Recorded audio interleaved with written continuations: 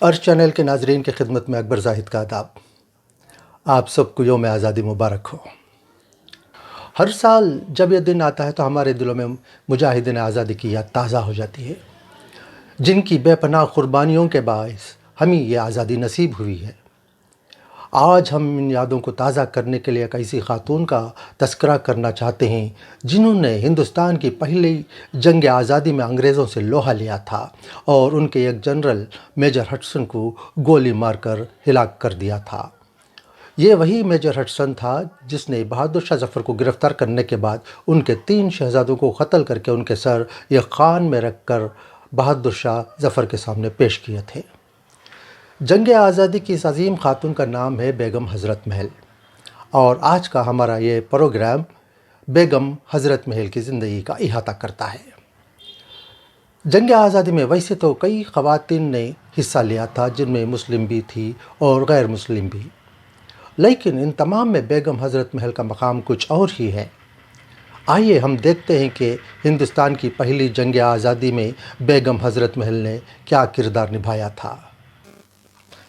ہندوستان کو انگریزوں کی غلامی سے آزاد کرانے میں جہاں ہمارے بزرگوں، علماء اکرام، صحافیوں اور نوجوانوں نے اہم کردار ادا کیا ہے، وہیں ہماری نئی نسل کو یہ جان کر تعجب ہوگا کہ خواتین نے بھی ایک نمایاں کردار ادا کیا تھا اور کئی محاذوں پر انگریزی فوج کو شکست دی اور انہیں ناکوں چنے چبانے پر مجبور کیا تھا۔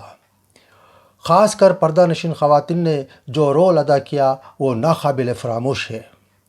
کئی نام ہیں جیسے بیگم حضرت محل، زینت محل، آبادی بیگم جو بی اماں کے نام سے مشہور تھی، سبز پوش خاتون، زبیدہ بیگم، عزیزن، ختیجہ بیگم، کئی اور خواتین، لیکن ان سب کا تذکرہ اس مختصر سے ویڈیو میں نہیں کیا جا سکتا۔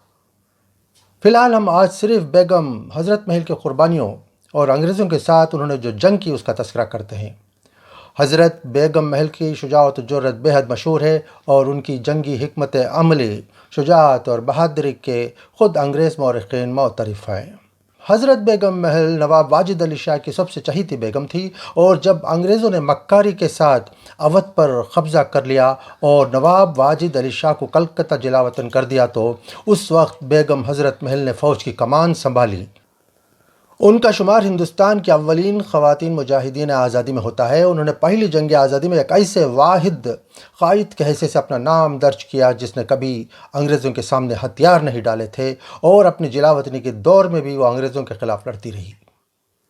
انہوں نے اپنی قائدانہ صلاحیتوں سے ثابت کر دیا کہ وہ محض شاہی خاندان کی ایک نازک اندام خاتون نہیں بلکہ ایک جری اور بہادر سپہ سالار بھی ہیں۔ بیگم حضرت محل کی زندگی کے واقعات سن کر یقین ہی نہیں ہوتا کہ ایک نازک اندام خاتون نے انگریزوں کے ساتھ جنگ کی ہوگی اور ایک عرصے تک انہوں نے انگریزوں کو ہراساں و پریشاں کر رکھا تھا۔ یقیناً ان کی زندگی تمام خواتین کے دلوں میں جوش و ولولہ پیدا کرنے اور ظلم کے خلاف اٹھ کھڑے ہونے کا جذبہ پیدا کرنے کے لیے کافی ہے۔ بیگم حضرت محل کے بچپن کا نام امراؤ بیگم تھا۔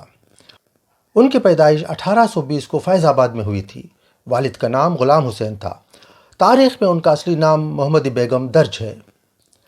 امراؤ بیگم یا محمدی بیگم کا تعلق ایک شریف مگر غریب سید گھرانے سے تھا۔ وہ ابھی کم سنی تھی کہ والدہ کا انتقال ہو گیا، اور اس کے کچھ ہی عرصے بعد والد بھی داغ مفارقت دے گئے۔ ان کی پرورش ان کے یک چچا نے کی، اور انہیں اس دور کے رواج کے مطابق ایک طوائف کے پاس ادب و آداب سیکھنے کے لیے بھیجا گیا۔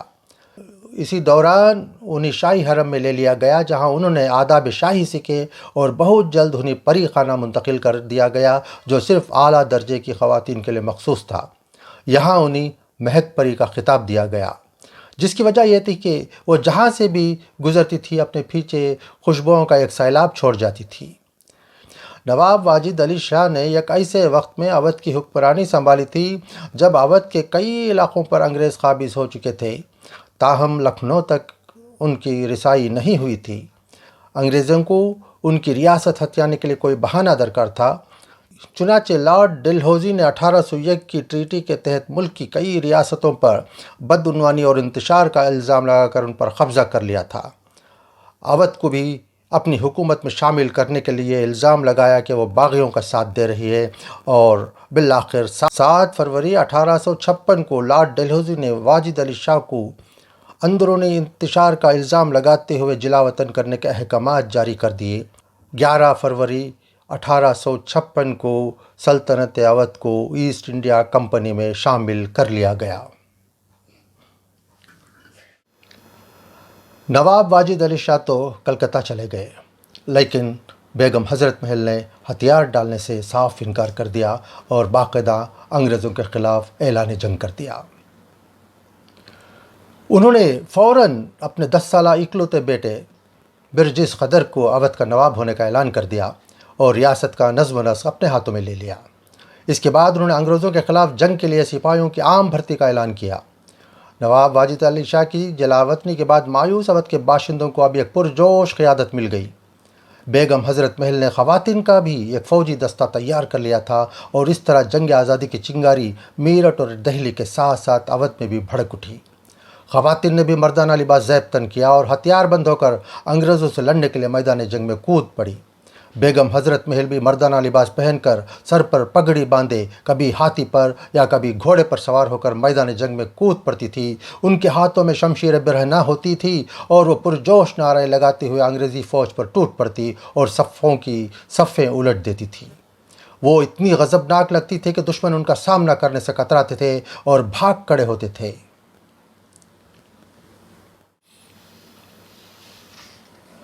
بیگم حضرت محل نے انگریزوں سے کئی مقبوضہ علاقے واپس لے لیے اور آخر انگریزوں سے لکھنؤ بھی واپس لے لیا۔